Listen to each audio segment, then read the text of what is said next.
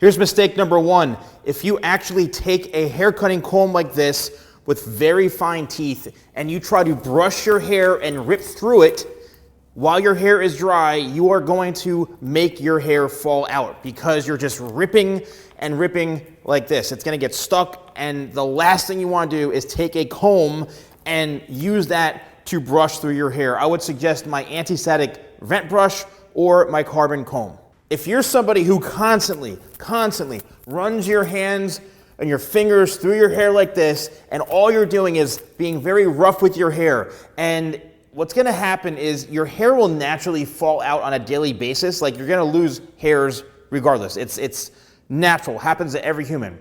But you can actually make it worse by constantly running your hands through your hair, especially if your hair is longer, because you can actually be ripping your hair if it's knotty. You can be, getting your finger stuck and ripping through it and taking out more hair than you actually want. If you use hair products that are really low quality, very waxy, sometimes too grippy, too harsh on your hair, and it doesn't matter what hair length you have, but if you especially use the wrong product on a hairstyle like this, what's going to happen is you're going to try to run your fingers through, and once again, the hairs are going to come out a bit more. You're going to get a lot of shedding, probably more than you want, and you want to make sure you're always using the right hair products for your hairstyle. You could always ask me, you can reach out, you can purchase my products, and I'll be glad to help you to pick the right products for your hair. Now, if you've got really thick hair and say you want a little added texture to it, and every time you go to get your hair cut, you go to your barber, you're saying, oh, my hair's too thick, make sure you thin it out. And they keep thinning it and thinning it over and over again in areas that they shouldn't.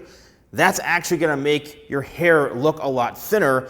And then when you go to wash your hair, you're gonna see loads of hair just coming out because they removed so much weight. So make sure when you're getting your hair cut, don't over thin it, and just have it done in the areas that need it.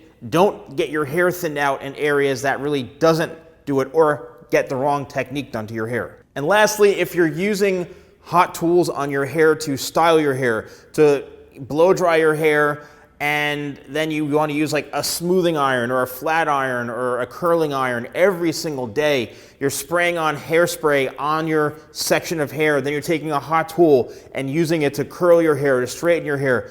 All that pressure is actually, and that heat, you're drying out your hair because you're misusing the tool. It's not the heat necessarily, but it's taking a hot tool, it's 400 something degrees Fahrenheit, wrapping it around your hair like this, hitting it with hairspray, seeing it smoke, then being rough with your hair and ripping it. It's gonna just cause tons of breakage. Your hair is gonna get really dry, and your hair is gonna become super, super fragile. So it's really important that you make sure you're using the hot tools correctly. If you want to purchase any of my products, go to shop.thesalonguy.com and use code YouTube20 for 20% off.